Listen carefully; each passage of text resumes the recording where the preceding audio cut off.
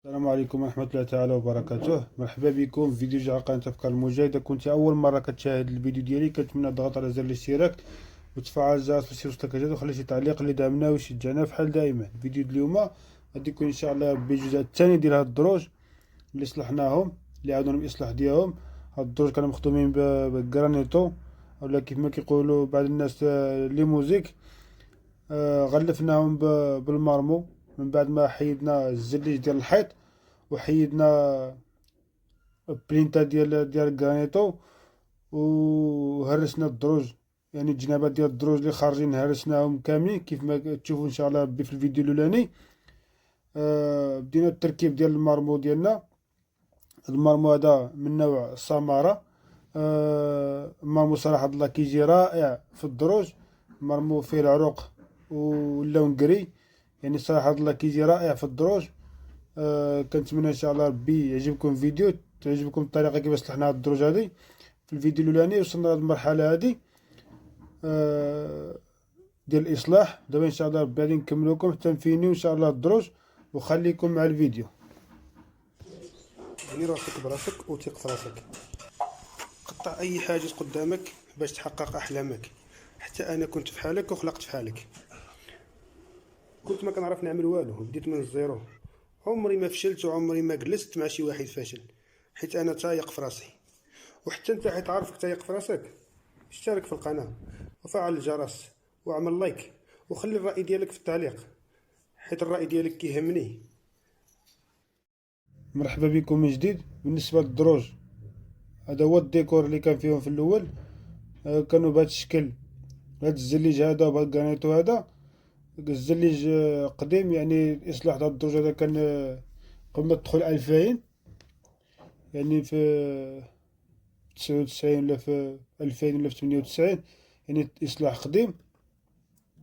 كيما كتشوف معايا غلفناهم كاملين، حيدنا حتى باسامانو. كيف ما غتشوف في الفيديو الأولاني باسامانو كان عالي، كان بني كله باللازور، يعني كان فيه واحد 8 سنتيم ولا 9 سنتيم كامل عالي. ما كانش حتى الضو الدروج، كانوا الدروج مسلسين.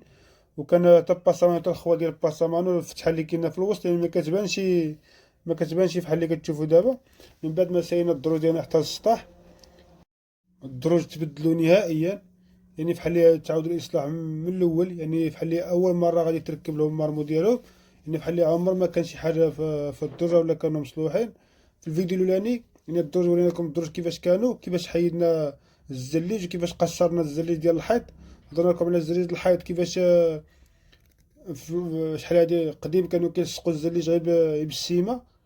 يعني كان الزليج صعيب باش تحيدو من الحيط. هنايا تحيد الزليج بالمرطوب كلشي، باش عاودنا المرطوب ديال الدروج وريقلنا الدروج ديالنا.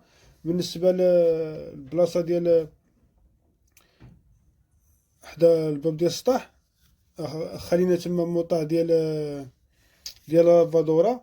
عندنا ميسا كبيرة تما باش تاع تما لافادورا، أي حاجة بغا ينزلها قدام باب السطح يعني كاين اتساع. بالنسبة للدروج ديالنا تبدلو 100%. باسامانو خليناه قصير. من بعد ان شاء الله ربي عاد نريقلوه بالمرمى، غادي تشوف معنا كيفاش نركبو بلينتا، ويولي عبر واحد طلع بلينتا عبر واحد، ونعدلو ان شاء الله الطابات ديالها. بالنسبة للدروج صراحة الله جاو رائعين. هاد المرمو دائما كيجي صراحة الله غزال في الدروج، كيعطي واحد الديكور الدروج ماشي عادي. بالنسبة للشوكات ولا اللي في الميسات كانوا مقسومين على جوج كما لاحظتوا في الفيديو الاولاني. هنايا في ملي ساينا مرة مبقى حتى شي شوكة في هاد الدروج هادو، ولاو كلهم ميسات مربعين ولا الدروج متسعين. وكل ميسة كانت مقسومة على جوج، يعني رجعناها مربعة، زادت اتساع. بالنسبة للمرمى كيف ما قلت لكم، حتى الثمن فيه صراحة الله الثمن مناسب. آه يعني الثمن كيشجع أن الإنسان يعمل مرمى في الدروج ديالو. وعاد الديكور فيه رائع كيف ما كتشوف معايا. هذا هو الشكل ديال الدرج من بعد ما ركبناهم وفينيناهم. بقى لنا بلينتا، يعني هذا هو الشكل النهائي ديال الدروج. دابا مبقى لي غير نغطيهم بالقص. يعني الدروج ملي كنساليهم الارضيه ديالهم كامله كنغطيوهم بالقص باش ما كيتكرفسوش. يعني شوفوا معايا كيفاش جاو الدروج. يعني ملي غادي نغطيوهم ان شاء الله ربي بالقص ما يبقاوش يبانوا الدروج نهائيا حتى نسالي مره. غادي يساليو الصباغه وغادي يسالي كلشي، الزليج ومسال عادي يبغي السيدي يعني تيبغي يسكن تقريبا ويسالي باسامانو الاينوكس يركب كلشي غادي يركب تكرفيس كامل من جميع الصناعيه اللي خدامين يساليو، يعني زول التكرفيس كامل مع الدار غادي تسيق ديك الكبسه غادي تحيد كيما كتشوف معايا في السلم الاولاني اللي طلع من الكراج اول سلم. من بعد ما سايتو عملت له الكبس ديالو باش كيبقاو الدروج نقيين وما كيتشرطوشي، اي سلم كان فيني كنعملو الكبس ديالو باش كما قلت لكم المرمى ما كيتشرطش ما كيتكرفسش، حقاش مع الطلوع والهبوط يعني كيطيح الحاس كيطيح الرمل، حنا خدامين يعني كيبقى يطيح لنا ديك الحس. حيدنا الباب الزنقه ديال الحديد وركبنا الباب الزنقه ديال الاينوكس، ركبنا الميسا ديال القاعده الدروج في الدخله كما شفتوا معايا في الاول واحد الدرجه خليناها وزدناها في الميسا باش نكبروا في الميسا، يعني واحد الدرجه حيدناها وعلينا الميسا ديال الدخله عليناها بدرجه، وزيدنا وسعنا في الكولوار يعني شويه، وزدنا الدرجه على برا في الزنقه زدنا درجه، وعملنا جوج درجات هو ديال الكراج. من بعد ما كانت تما الدرجه زدنا الدرجه الثانيه باش نتسعوا شويه في الدخله ديال الباب. من بعد ما ساليناها وركبناها عملت حتى هي القبس باش كيبقى الدروج نقيا، وجبنا البلينتا ديالنا كيف ما كتشوف ستفناها باش غنبداو ان شاء الله يا ربي الريكلاج ديالها ريكلاها في الموطع ديالها ونقطعوها في العبر واحد، وكنبداو العبر يعني العبر اللي تحت هو اللي غيكون فوقي 10 سنتيم. البلينتا اللي كتكون دايره في الميساس مربعين 10 سنتيم، يعني خصها تكون في القاع 10 سنتيم والفوق 10 سنتيم. من بعد ما كنريكلو البلينتا ديالنا كامله وكتدخل كل وحده في الدرجه ديالها كنرسموهم بالنوامر باش كتبقى كل وحده كترجع من البلاصه ديالها.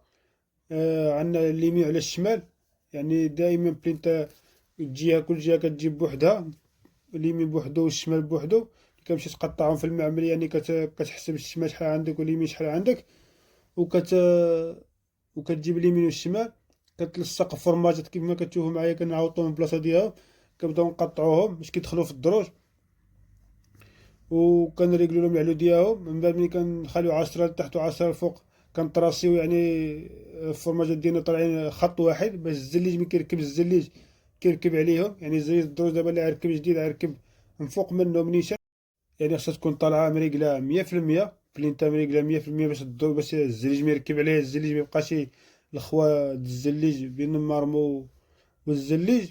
من بعد ما استفناها حتى للسطح غادي نبداو ان شاء الله نريقلو فيها ونركبو كل وحده في الموطع ديالها وبالنوامر كترسموهم بالنوامر، كل وحده كترسمها بالنمره ديالها وكتراسي، يعني كيف ما قلت لكم يعني في اي ميسا عندنا ميسا وعندنا الطلعه يعني ضروري خصو يكون 10 سنتيم كيف ما كتشوفوا دابا. بعد ما ساليناها وفينيناها من الفوقي، يعني ملي كتقطعها وكتريقل وحده في الموطع ديالها كتفيني بلينتا كتفينها كامله من فوقي، كتعملها البريو ديالها وكتركب كيف ما كتشوفوا معايا. بلينتا الصراحه الله رائعه. على الشمال وعلى اليمين الدروج فرشناهم بالقبس كيف ما كتشوفوا معايا حتى للسطح باش كيبقاو الدروج نقيين، يعني ما ممكنش نضيعهم تاع الناس.